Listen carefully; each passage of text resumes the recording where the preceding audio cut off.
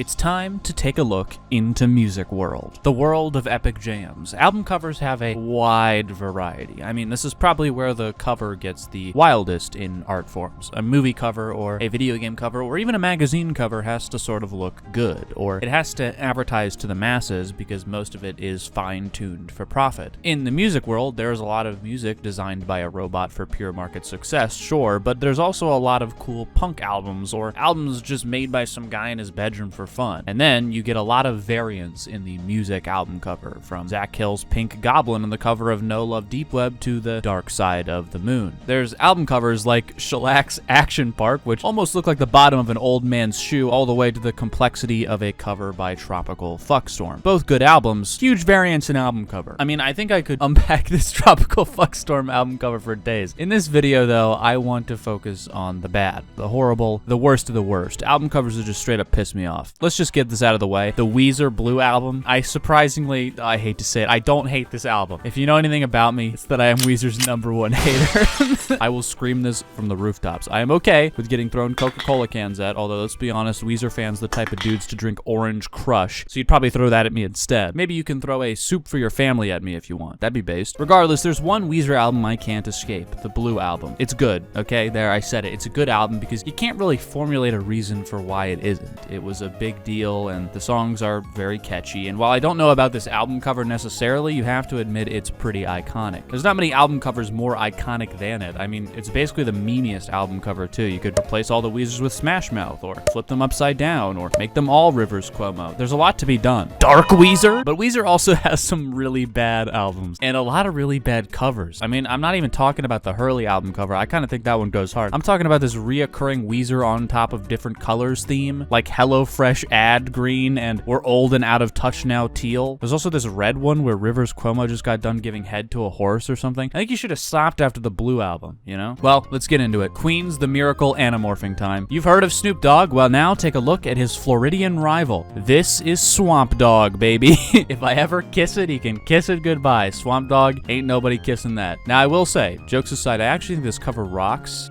I basically think Death Grips ripped it off now that I think about it, so you know what? 10 out of 10. Here's the Faith Tones with their album Jesus Use Me. I'm pretty sure Jesus wants to remove you from life, actually. Those haircuts are getting you a one-way ticket to hell. I mean, honestly, I've heard of the bowl cut. I've seen cool afros, but I've never seen the microwaved popcorn snack bowl hair. That shit is bigger than a beach ball. Jesus Christ, literally. The old days in the 60s or the 70s, I feel like the budget and the know-how just wasn't there yet. It was normal to just pose as if you were in a family photo and maybe add a couple logos or effects. Like, wow. It wasn't that complicated. You were pressing a record and you moved on with it. That's why you get stuff like Let Me Touch Him or The Simmons, The Touch of God. Apparently God turns people into ugly rugs when he touches them. Furious D live at the Blue Ballroom. No thanks. No one wants to see your Furious D, my guy. There are some pretty big album covers from these time periods that just weren't good, despite the music. Simon and Garfunkel's Bridge Over Troubled Water, which is an album I will never listen to because I'm not 64. But like, this is just not a good photo. Why did you think this was good? Is Garfunkel controlling Paul Simon like Ratatouille? Is he scared of the camera?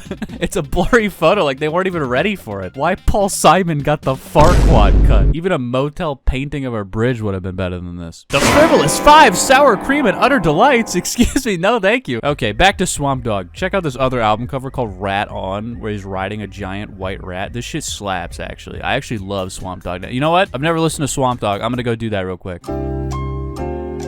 Okay, I just listened to Swamp Dogg. That shit rocks. Everyone should go listen to Total Destruction to Your Mind. I'm a Swamp Dogg fan now. Do you think Pooh Man was thinking at all when he made this album cover? Like, at all? I mean, does he understand what's being implied, or does he get it? Because, I mean, if this is on purpose, it's one of the greatest album covers of all time. Anyway, moving to the 80s, you sort of get some iconic vibes. Like, all the album covers were cheesy as all hell, but for some reason, it's cool now because it's the 80s. Like, this Thompson Twins Into the Gap album art might technically be horrible, but it's cool, actually, because this is the sort of aesthetic people are into, even if it does look like a high school geography textbook. Like, Culture Club's Color by Numbers is actually ahead of its time. The Japanese weeb font, even. I mean, a YouTuber would make merch like this nowadays. But there was actual bad stuff, too, that hasn't aged as well, like Zip Zap Rap by Devastating Dave. Dave, the only thing devastating about you is that outfit. Looks like you just walked out of Spirit Halloween's clearance section. Oh, here's Battle Axe's Burn This Town. You know, metal might be the genre of music that gets the worst album covers in general. I mean, there are some hella sick ones, don't get me wrong, but holy shit, Manowar's Anthology mythology is really not it, dude. They look like He-Man action figures. I'm imagining the album kicks off with track 1. Yeah. Pantera Metal Magic, the furry metal anthem album. Adema topple the Giants? Bro, you can see the pixels on the edge of this bald guy's head. Also, why do the Giants have Bud Light football dad bellies in this universe? Do they watch NFL football? Who are the Giants? Is this an entirely separate species? Are they just big humans? Shit, now I'm actually interested in the lore.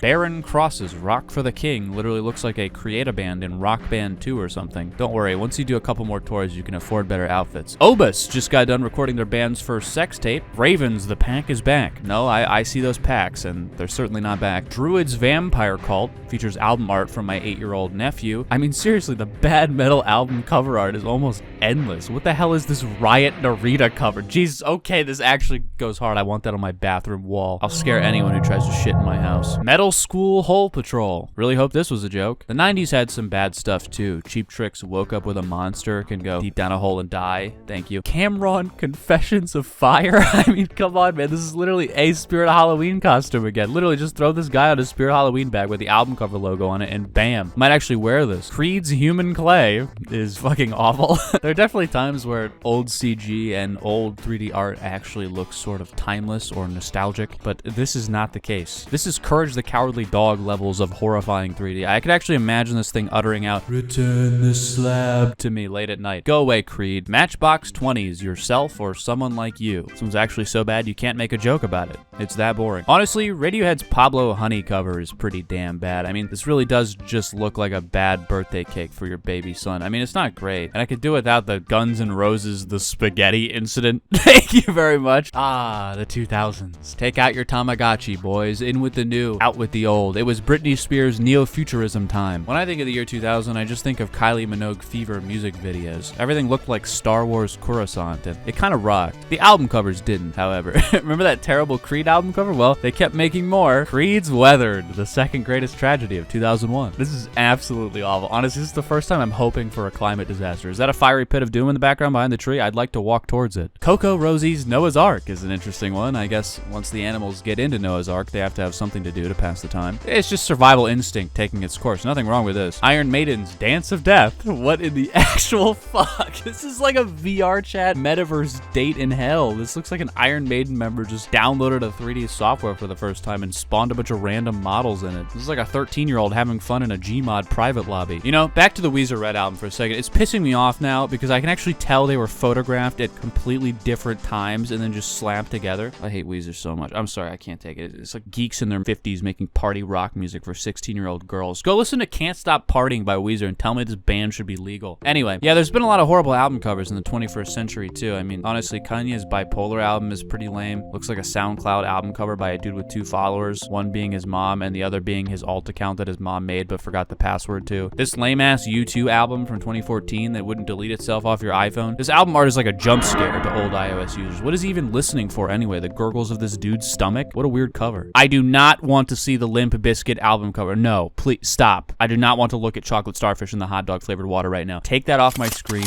burn it, shoot it, goodbye. Nowadays, album art is taken more seriously, I feel like. I feel like to have a cool album cover is almost half the battle, and there have been a lot of really cool album covers as of late. Of course, there's always SoundCloud artists shitting stuff out for no reason. I mean, that's the age of the internet. It's pretty easy to make an album cover whenever you want nowadays. You can make it look like whatever you want. Whereas in 1960, you just ran down to the local photography shop, paid $300 and took a family photo in some ugly Christmas sweaters and called it a day. I mean, I could just upload album art of anything, really. Maybe just a random image in my camera roll or a photoshopped frog smoking a blunt. The world is your oyster with album art. Just please stop making it look like Creed. Anyway, sponsor time to pay my rent. This week's video is brought to you by the great people over at Brilliant. Brilliant is the best way to learn math, science, and computer science interactively. As a CS graduate myself, I find Brilliant to be a great tool to brush up on my skills, like making Python programs that open MS Paint at random intervals. Even though I'm out of school, I'm able to keep my computer science skills sharp by using Brilliant on my phone or computer. Brilliant has thousands of lessons with exclusive new content added every month, so I'm able to get consistent new technology lessons that really keep my skills intact. You'd be surprised how much you can learn through Brilliant and also how useful it is for like even content creation. I've programmed a lot of little programs to help me out, like a subathon timer for my Twitch streams, so Brilliant allows me to stay sharp enough to be able to code well. Even if you just want to brush up on STEM skills in general, learning a little every day can have a huge impact. impact. I personally love that college-level content is available to anyone for much cheaper. You don't have to spend 4 years and $1 million USD on a degree in the US. You can learn at your own pace and have a lot of fun. So what are you waiting for? To get started for free, visit brilliant.org/Aztrosist or click on the link in the description.